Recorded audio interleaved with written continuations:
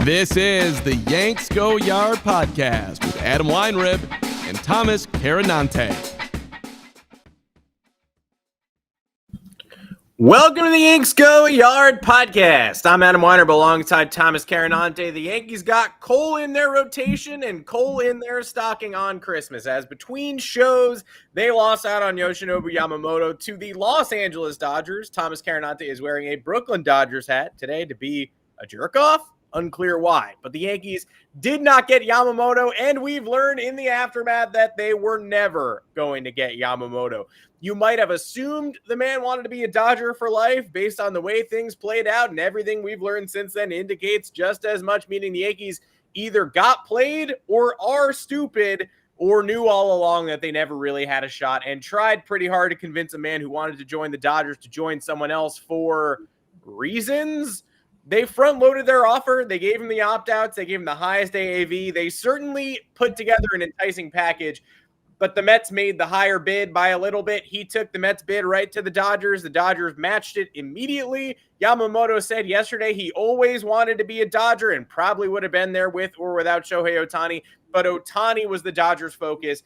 Ohtani deferring his money made it possible for both players to play there. Without Ohtani doing that, I'm not sure if the Dodgers would have been able to afford both, but I know all things equal, Yamamoto would have rather gone to the Dodgers.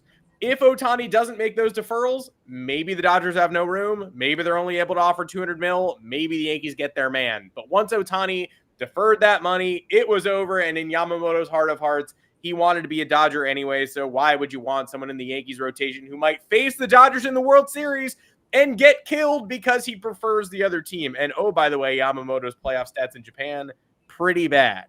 Regardless, the Yankees need to pivot. They haven't yet. Where are they looking? We rank the options. We break them down. We obviously still have to talk about that. The Yankees have given us the gift of abject silence because theoretically we could have done this show last Friday. It's Thursday, December 28th. They haven't done anything since then. So we will talk about their pitching search. Plus, a trade with the Guardians finally ends the Estevan Florial era. It was fun while it lasted, but this is the best outcome for both parties. And Isiah Kiner-Falefa goes to the Blue Jays for a price you wouldn't pay. And don't lie to me and tell me that you would.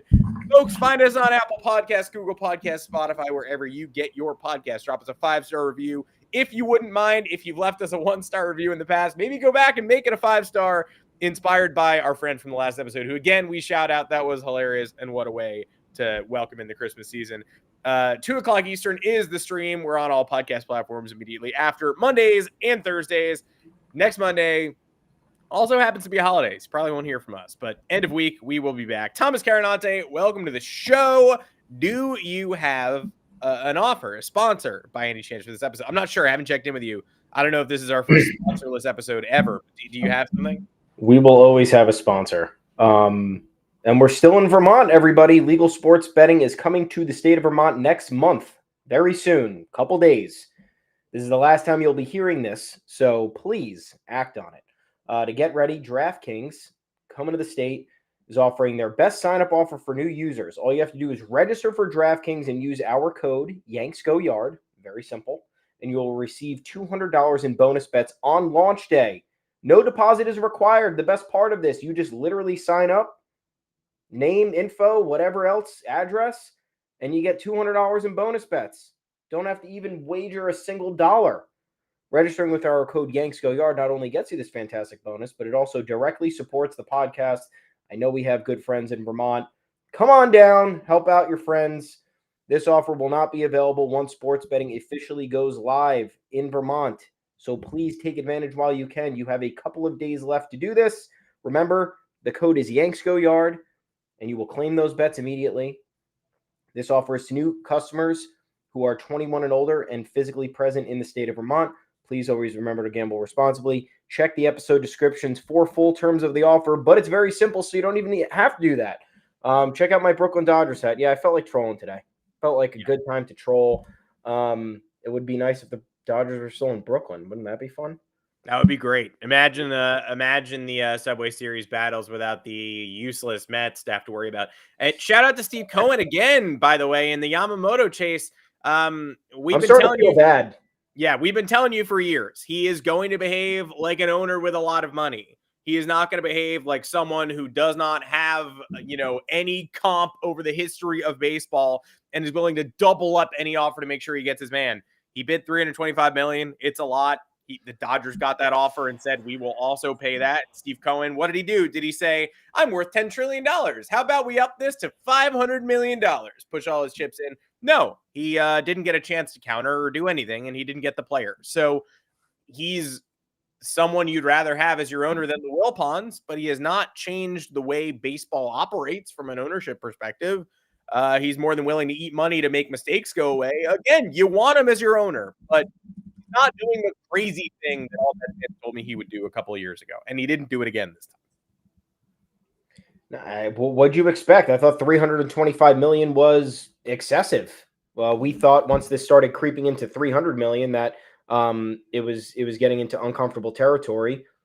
The guy's never pitched in MLB. I have zero problem with paying him money that he deserves because of his previous professional track record, but there's a limit.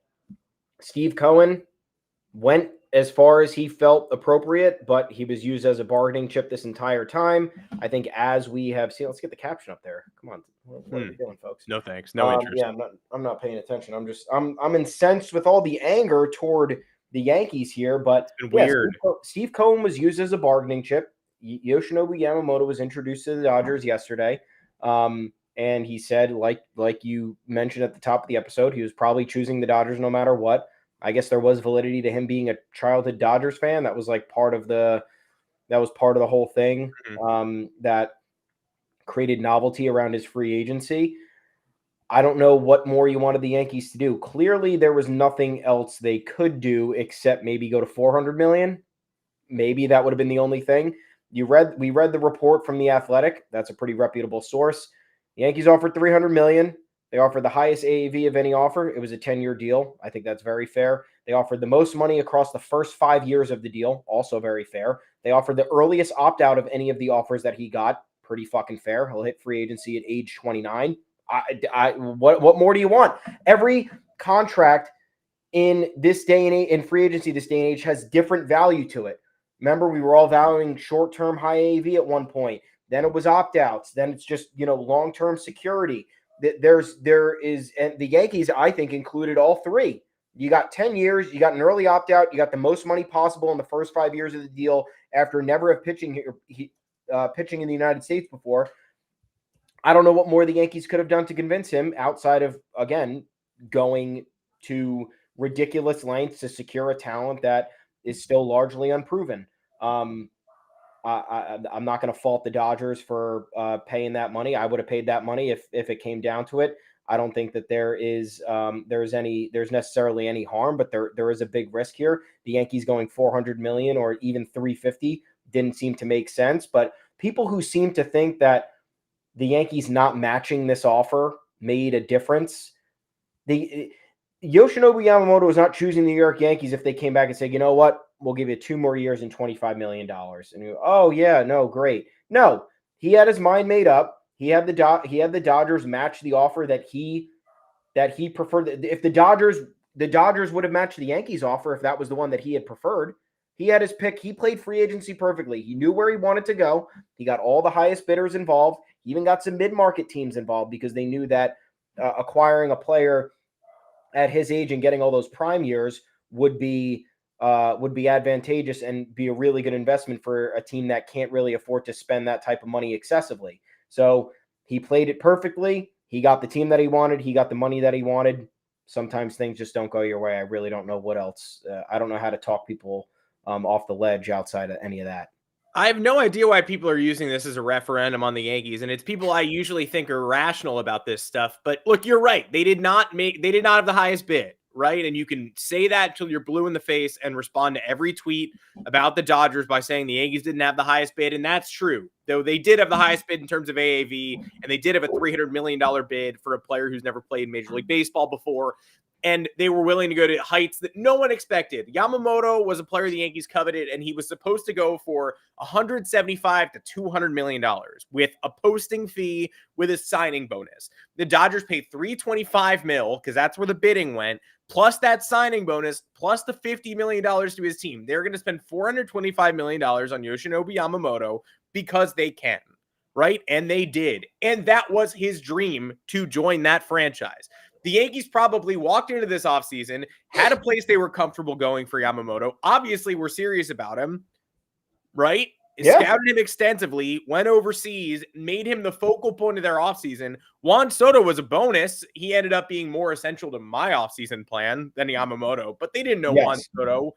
Last year, they didn't know Juan Soto was going to hit the open market. He did. They go, well, that's great. We still want to sign Yamamoto. We can sacrifice this upper-level pitching for Juan Soto. I'm very, very glad we have Juan Soto. It will always be a good idea to have Juan Soto. It will be an even better idea if they have money to extend Juan Soto and a Juan Soto rant. That said, Yankees probably walked into this offseason saying, we're going to bid $175 million to $220 for Yamamoto. We would go up to $240. We would consider $260. And then all of a sudden, the stupid bidding gets up past $300 million, and there are 3 teams there.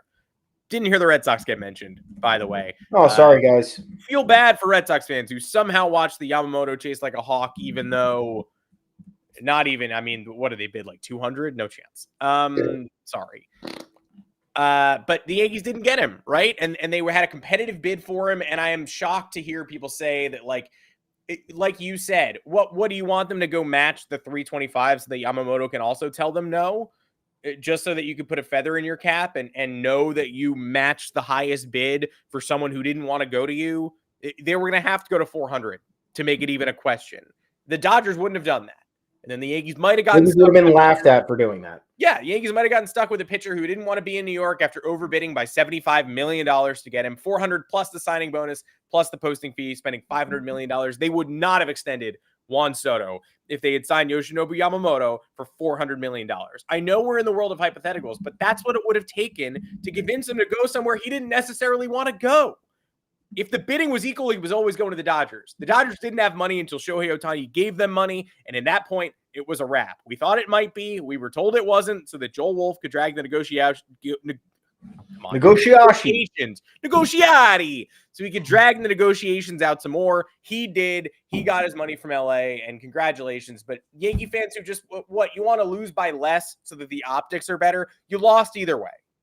Yeah. And look, all hope is not lost here.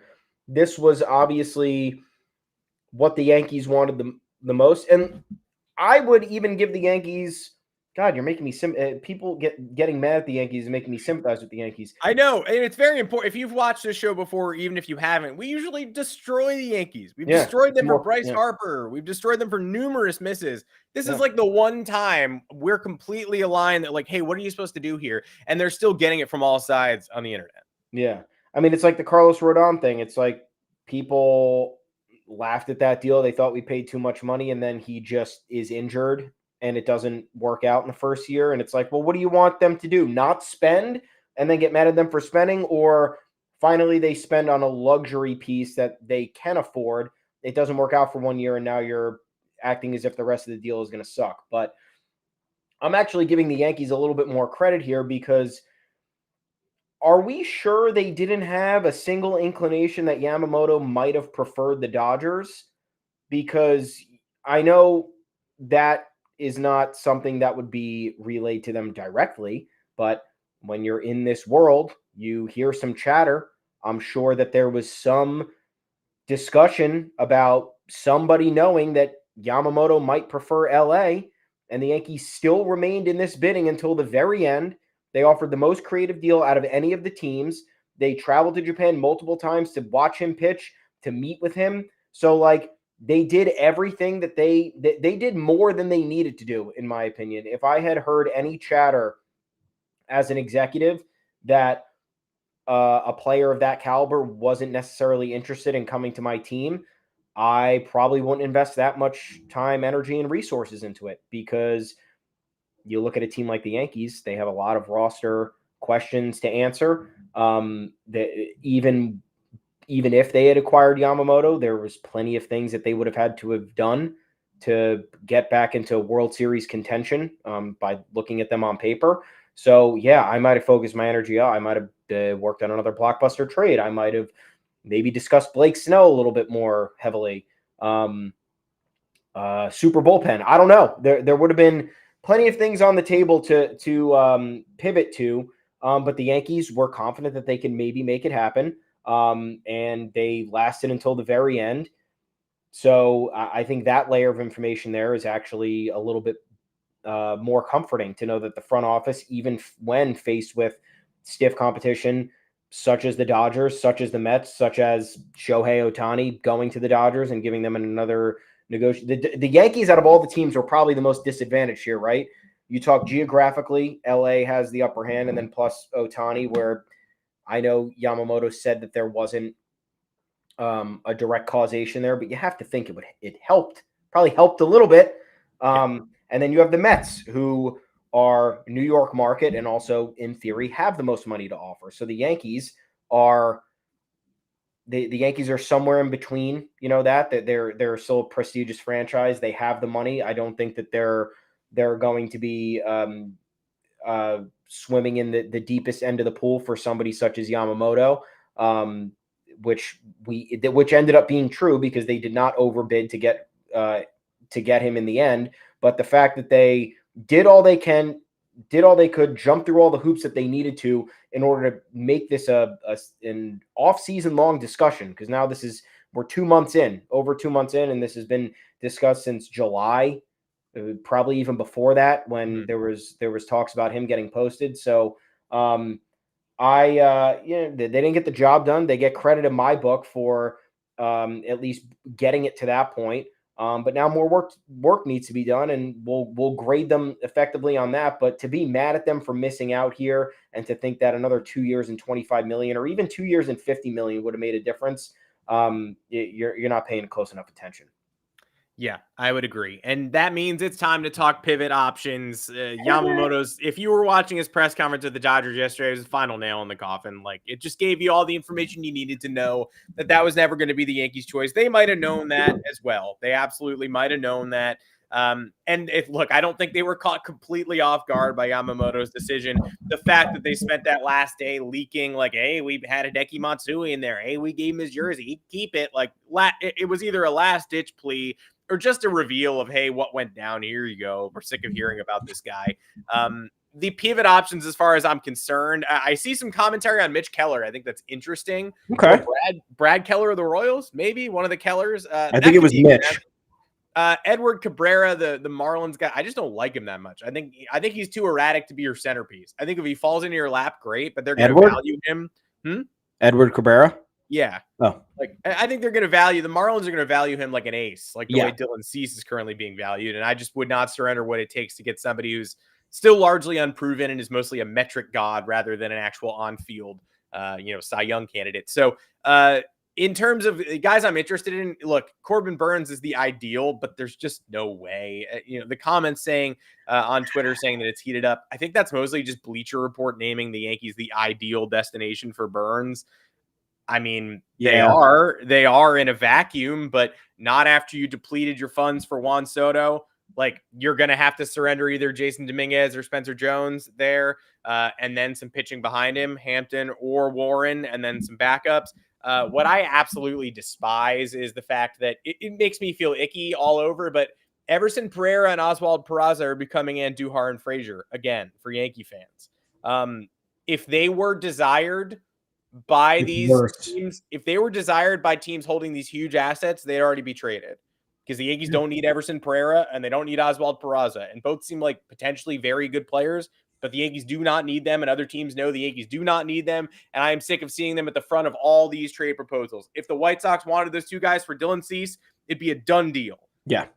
If the Brewers wanted those guys for Corbin Burns, it'd be over. But the Yankees are going to have to surrender big names for Burns, who is not getting extended, like the comments are saying, because he's another Scott Boras guy, and you are eating into your Juan Soto fund if you get him. If you could just put him in this rotation, I would absolutely do it.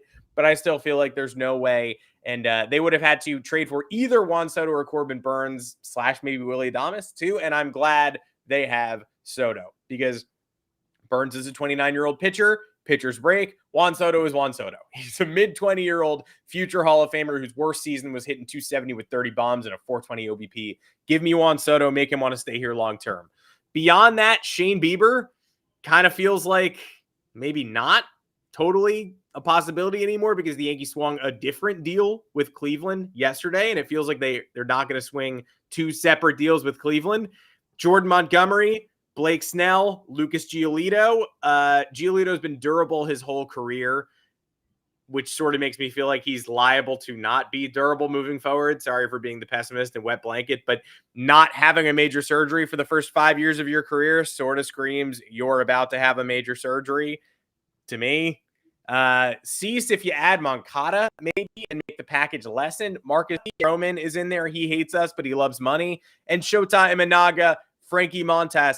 I throw Jordan Montgomery in the most likely spot, given what came out today, where both John Heyman and Jim Bowden said the Yankees are trying to bring Montgomery back. I've been on the record for a long time thinking it's very unlikely that Brian Cashman puts his tail between his legs and goes and gets him, but there just aren't that many innings available. And if we're still hearing it, that means he's trying. I don't think, for a long time, I've thought it was quite unlikely that Montgomery came to the Yankees. I've assumed he would be a Red Sox. I've assumed he would be a Met. I've assumed he would be a Ranger. The Rangers don't have the money.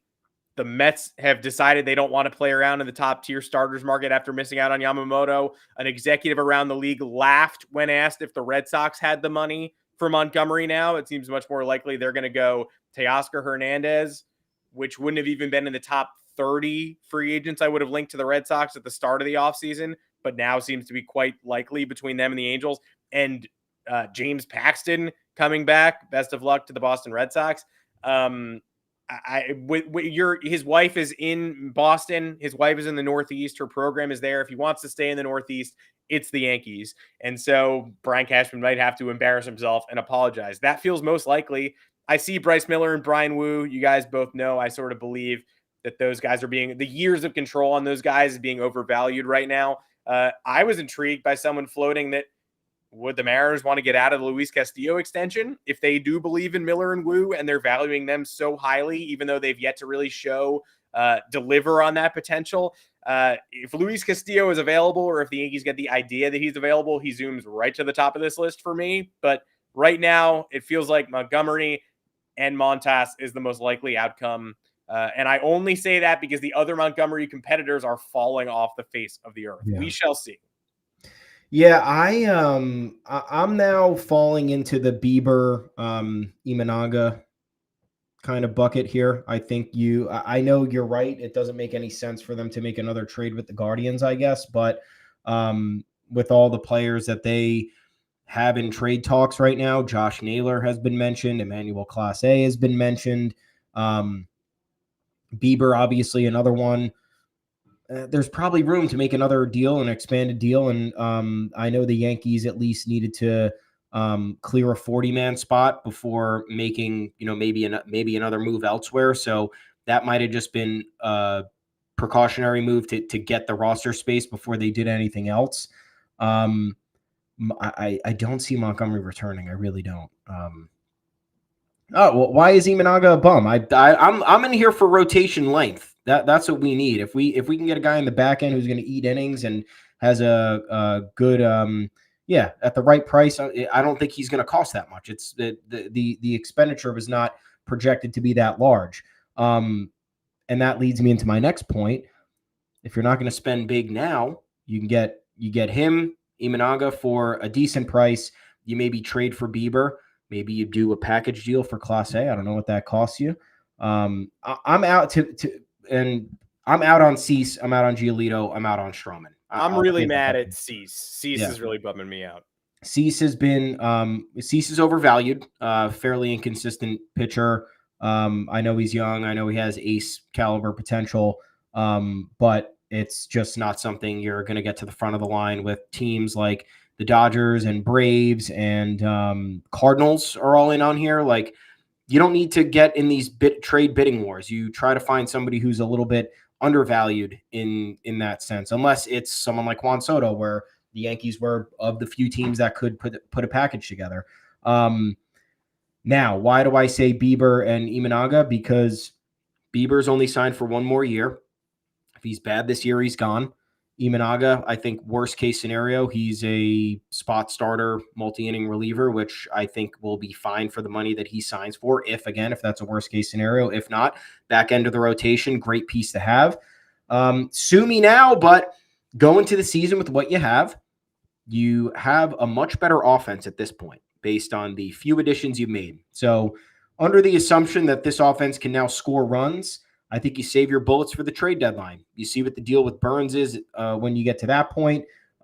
Maybe you see if anybody else hits the market. Clearly, the Yankees don't want to spend on Blake Snell. I don't know why, but they don't. Heyman today said they did their homework in one interview, and then in another said Montgomery is their preference, and they're not that into Blake Snell at this point. So It sounds like they looked at him and decided no thanks. So it's not like they're ignoring him, but they're saying no. Yeah. So it makes sense. If they don't like him, they don't like him. But I'm not just going to sit here and spend money just to spend money, just to get a desired target so people shut up. You look at the situation right now. It's not the best in the world. You have Cole. I think Cole is Cole. Cole's an ace, and he's going to lead the front of the rotation, and it's going to be pretty good for the Yankees. He's coming off a Cy Young season. We can have confidence in that. Then you have Carlos Rodon. I know there is a very big question mark with him. He needs to bounce back, but should he bounce back, he has ace-like potential. He could be a 1A. And even if he's not fully bounced back, I think we can all agree that he's probably not going to endure a year like he did this past season. Just if we were to have an educated guess on it, I'd say at worst, he's going to be number 4. Based on his consistency and ability to deliver. I don't think we're going to experience another awful campaign where he's not delivering and he's not available.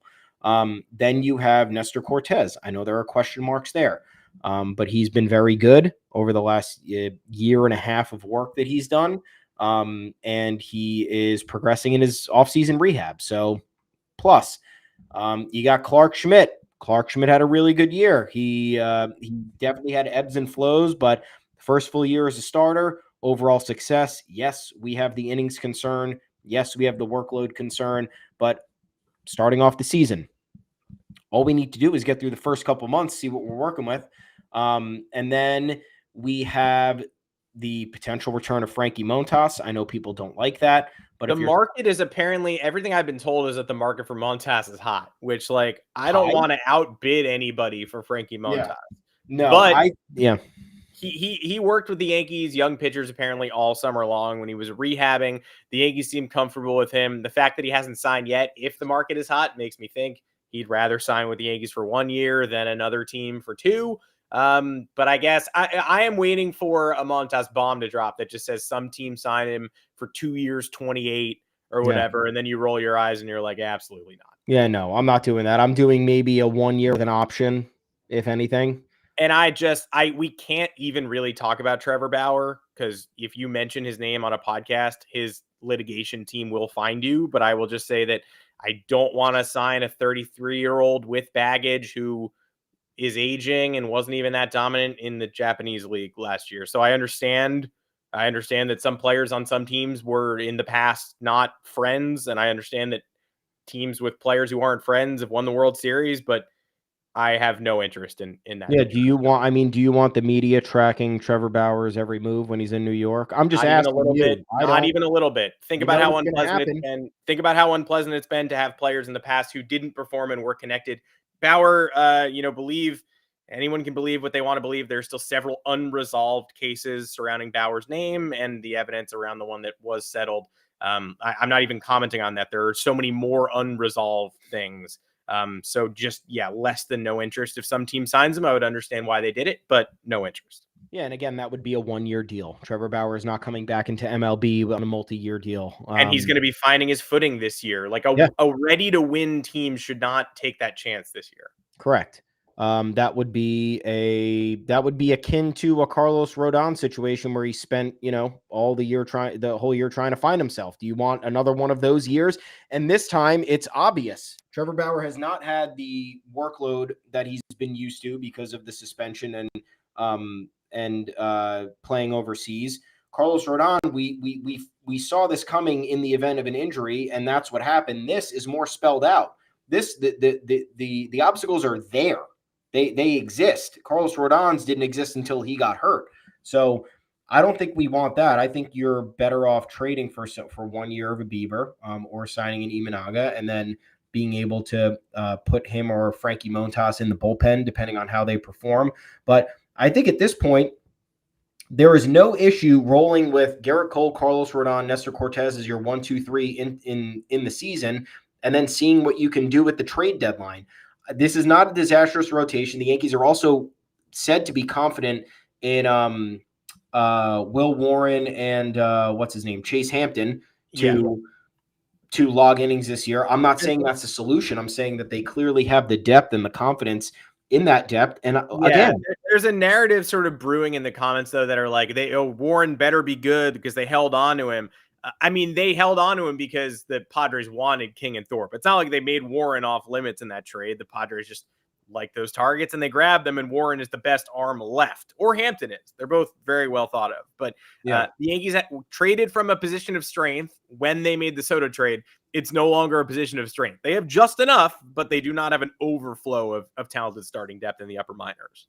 Yeah, but I like when this is the one thing they can do. They're confident in these guys who can come fill innings. They're confident in these guys who can maybe work out of the bullpen and transition into the rotation. It's largely worked. Realistic moves. Who's asking? Fernando's getting a little Fernando's getting antsy. We try to get you realistic moves. All right. What's realistic? What realistic at this point is signing Frankie Montas, is signing Imanaga, is signing Lucas I would take Lucas Giolito in the back end of the rotation. You just set the comments on fire. Those boys hate him. They hate Giolito? Yeah, they hate him. Okay. Why do we hate Giolito? Okay, we're not getting an ace, guys. It's not. There's no other options left unless if the Yankees are out on Snell, they're out on Snell. That's we can consider that not happening. I would tolerate Giolito for sure. We need innings eaten at the back end of the rotation. Yeah. Also, don't forget that last year when he struggled with the gopher ball, he was going through a divorce. Like, I hate bringing people's personal life into things, but it's just, imagine being a pitcher trying to get your next contract and you're also going through that. That is brutal. Yeah. And that is real. And Giolito, look, if the projections early in the offseason that had him at like 4 years, $80 million are where he's still looking, I would not do that. Correct. But if you can get him for 2 years, I would certainly consider it. He just needs to be the Yankees number 4 and he needs to be there. I will also just point out that Luis Castillo's extension is so reasonable. It's through 2027. There's a vesting option at the end. They're not giving that up. It's $108 million for that duration. If you can't swallow that and you're the Mariners, then you don't intend to compete at all. Yeah. They signed Mitch Garver. If you think you're going to sign Mitch Garver and then trade this Castillo deal, like, I don't know where you're allocating your funds, but if you could sneak in there and do it, that would be, I don't think it would count as a realistic, but if it happened, I would raise the roof and that would be my obvious number one most enjoyable option. Yeah, that would be fucking awesome. The Mariners made that deal knowing that they got below market value for Luis Castillo.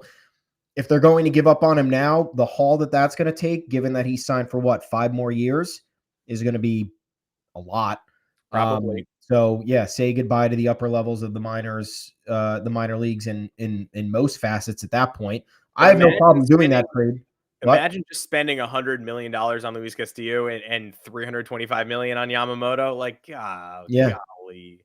Yeah. I just don't think that's. I don't think that's really. If it happens, I'm celebrating all day. Yeah. The Mariners know the price that they got on Luis Castillo. Now they know they could build a rotation with those other younger guys and not really have to worry about that part of the roster, barring major injuries. But yeah, I mean, look, I at this point am looking at moves that are going to help the rotation survive until the trade deadline. And then more players are always available because teams fall out of contention.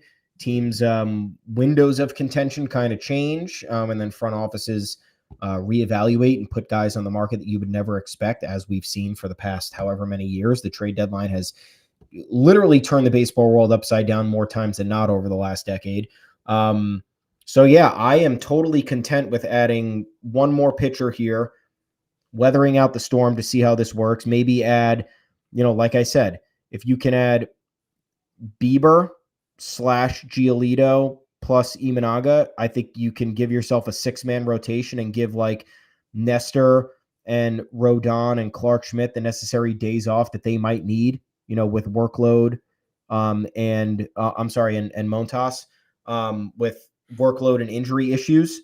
So I don't think that's crazy. And then you assess yourself at the trade deadline. And again, none of these other acquisitions are going to cost you anything, because Bieber is a rental. Giolito, I think, would be for 1 year. He needs a bounce back year to earn the contract that he wants. Imanaga is someone who can float in between the back end of the rotation and the bullpen. And Montas, I don't think, is getting more than 1 year because he hasn't pitched in a year and a half.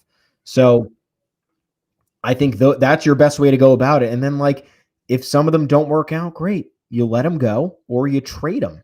And then you could figure out your next steps after that. And then this also gives you more of an avenue to integrate the younger arms that they're very much confident in. And I have no problem with that. Again, if the offense is, I'm not even going to be greedy here. If the offense is top 12, they don't have to worry about the starting rotation beginning on opening day. They'll need to worry about the rotation come August when they have to start preparing for the playoffs a little bit more. But right now, I don't think those assets are available to you. Unless you want to go out and do an expanded deal for Bieber. I don't think Dylan Cease is the answer for as much as you have to give up and how erratic he's been. So, yeah, realistic, that's where I'm landing. I think the price of Bieber is going to be temptingly low. That's why I'm surprised that they went out and got Cody Morris before even really spinning that off into a larger deal. They could revisit it, but as of now, we just have one Guardians pitcher, starter, reliever, hybrid coming our way in exchange for Estevan Florial. Now, you want to kill the Yankees over Florial's value being diminished? I think we can do that. I think it's fair to do that.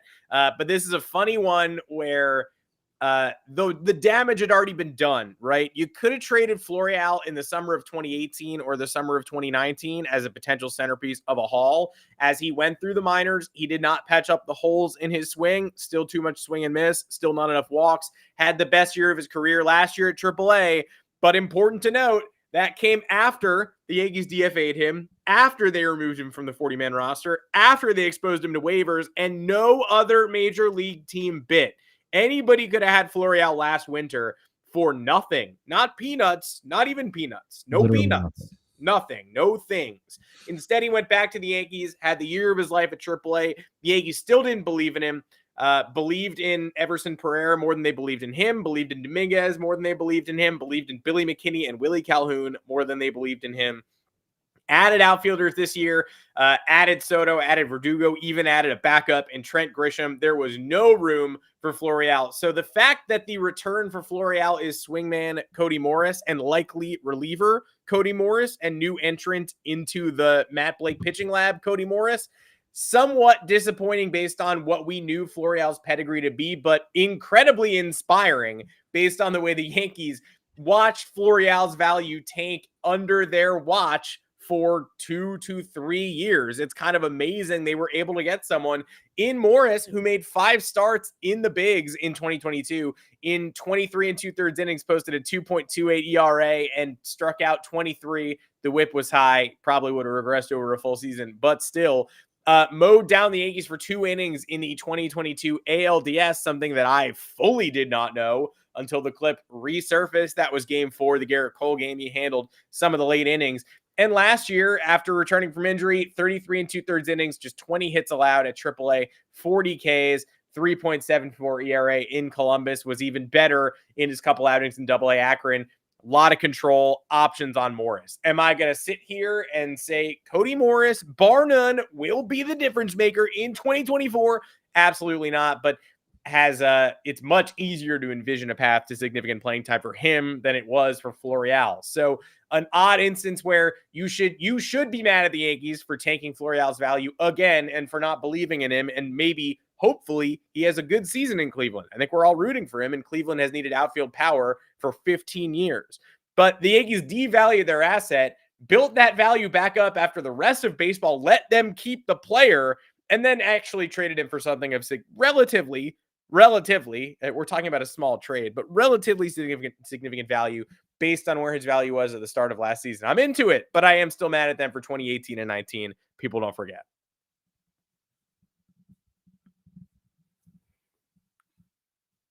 Thomas, your internet died. It quite frankly died. And I had no idea because you're making such a stoic face. Wow. I was surprised. I can't believe I got fooled by a frozen internet screen. I don't know if I've ever been fooled by that before.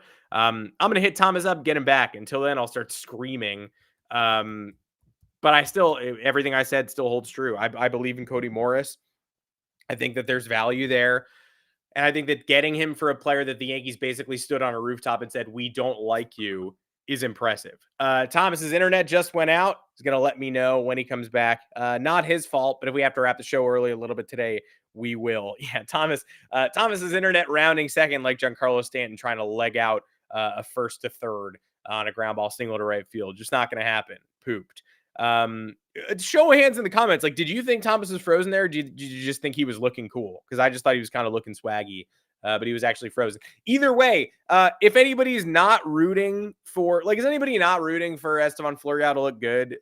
I don't know. I guess it would theoretically. The Yankees are lucky here because if they let him go last year and then he had that season at AAA somewhere else and then got a big league chance somewhere else, they would look foolish.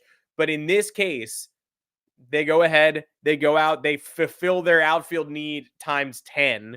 Juan Soto, the best possible option. Alex Verdugo, we were haters on this podcast and we need to be proven, look us in the eye and prove to us that you can do it. But he does bring tenacity. This team lacked last year and he could have a good contract year. He could also be terrible. But they went out and got Alex Verdugo, who is someone I don't have much faith in, but I have more faith in him than Estevan Florial. And Trent Grisham, same. He's done it before. He doesn't hit over 200 the last 2 years, but he's been worth a couple more, and he's not a starter. So give me these proven major leaguers over Estevan Florial, and I will be rooting for Estevan Florial to do well in Cleveland. I will. You don't have to. You can root for the Yankees to look smart in failing to let that guy on. But yeah, I personally will be rooting for the man's success. I'm trying to get in contact with Thomas, who is sending me just a string of expletives right now because his internet went down. I mean, Roberto, you're not far off in the comments. It's kind of what I'm getting. It's kind of what's happening. But I'll let him share his opinion on the Florial. Spoiler alert, I don't think we differ that much on the Florial trade. But while he's gone, I will talk about Isiah Kiner-Falefa a little bit because 2 years and $15 million to the Toronto Blue Jays.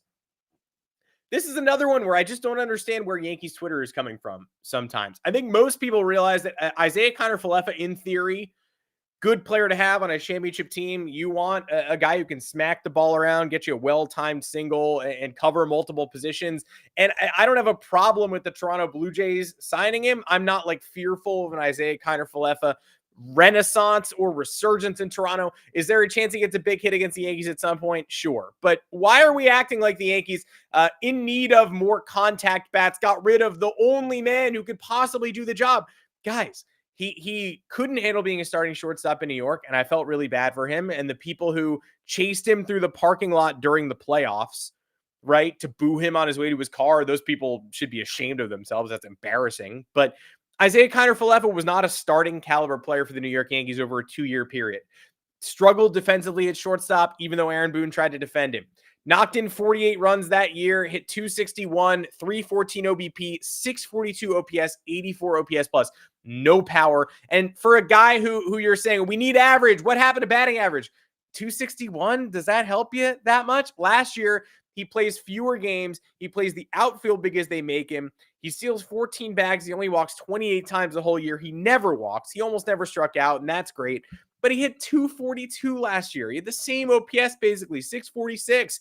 It was worse relative to league average. OPS plus was just 78.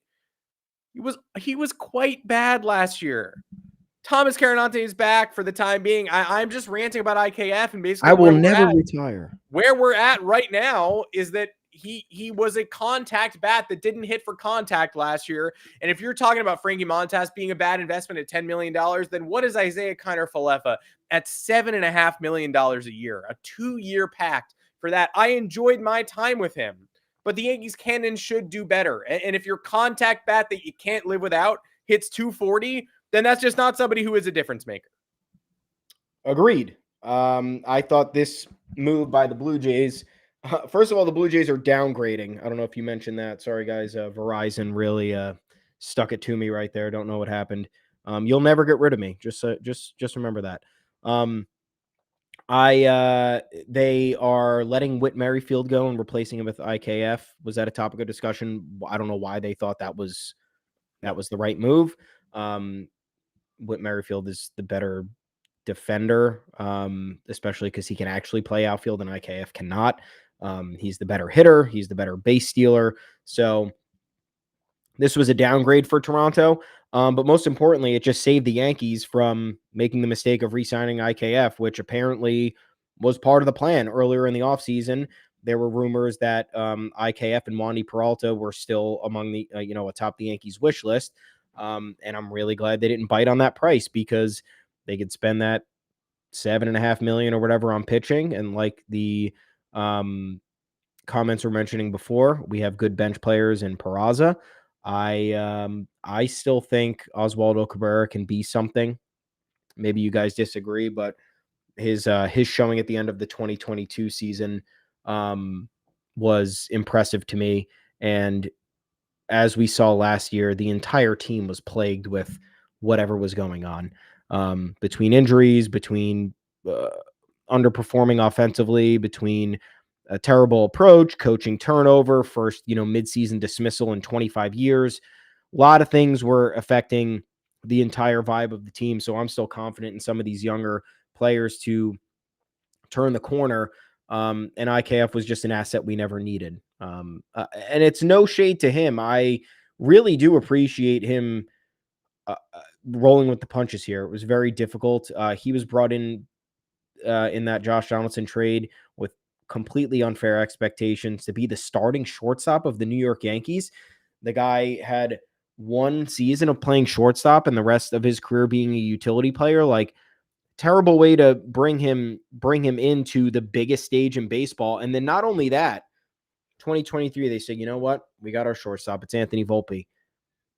IKF, you're going right to that utility role where you very much so thrive. And what do? They play him at 2 fucking positions he's never played before. He's never played the outfield professionally in his life, and they were playing him in center field and left field last year, and that undoubtedly affected his overall performance, whether it was defense, the bat, everything. So, two-pronged problem here. The Yankees overvalued him themselves, made that mistake.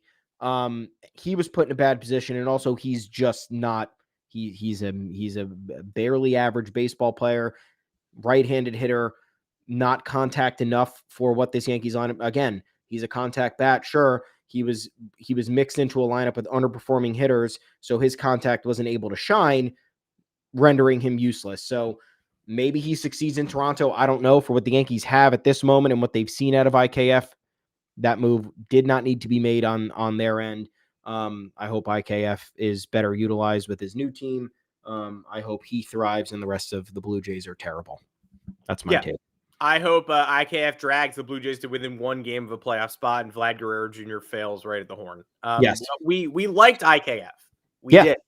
But he's like the last guy on the roster, and he played like the last guy on the roster, and he's being paid $15 million for 2 years now to go to Toronto and fill significant gaps. Maybe they won't play him in the outfield. Maybe they won't mess with him like we did, but still, that's a move you cannot make and just not worth it. And until everyone's payroll is $400 million, the Yankees just can't afford to do something like that.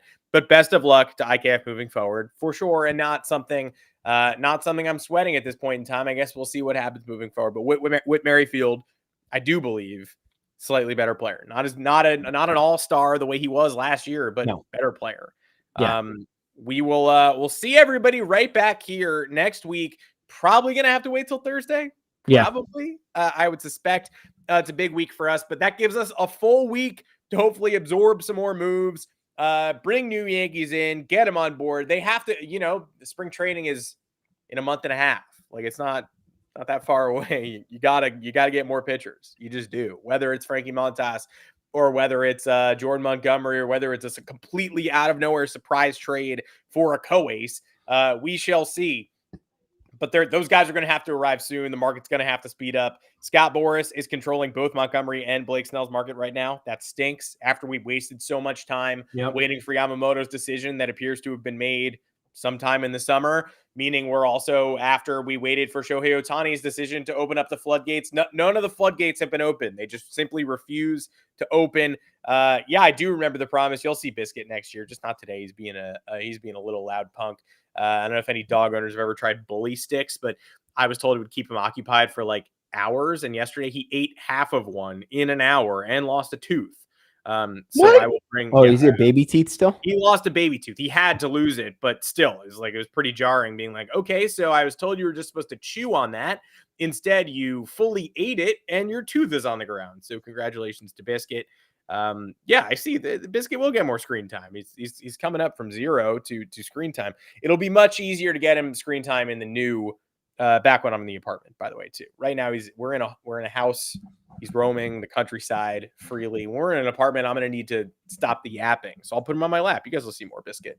That is a new year. Will hopefully bring more Biscuit and more pitching for the New York Yankees. We'd love to talk about it next Thursday instead of just speculating. 2:00 Eastern. I'm Adam Weiner, Thomas Carinante. Where can the people find you when you are not doing a podcast? Oh, hit me up at Tommy's_takes on Twitter. It will always be Twitter. Don't you forget it. Head on over to Twitter as well. We are at the official Yanks Go Yard Twitter account at Yanks Go Yard FS. What else? yanksgoyard.com. Pretty good website. We run it. We're in charge. If you like hearing us, you'll probably like reading us. We're a little bit more dialed back. And we have a lot of good topics to write about. We're covering everything Yankees, everything MLB that relates to the Yankees, and we're having a good time. So I already have a dog, guys. I have a Plot Hound Pit Bull mix. She's very nice. Very lazy. Maybe we'll see Lucy more in the new year. That's her name. But yeah, head on over to yanksgoyard.com. Leave us that review on Apple Podcasts, Google Podcasts, wherever, please. We appreciate the support, the readership, the community, all that you guys bring. We're having a good time. And this is the last podcast of 2023. Can you believe that? So we'll see you on the other side of the new year, folks. Maybe send us a wish list of what you want. What more do you want? What less? What do you want less from us? I don't know. We're here to cater to you guys. So let's get some constructive criticism and have some fun. All right. All right. Sounds good to me. For all we've done in 2023 and all we will do in 2024, shout out to everybody for joining us. Shout out to the dogs, both canines and commenters. Y'all are dogs too. We will see you.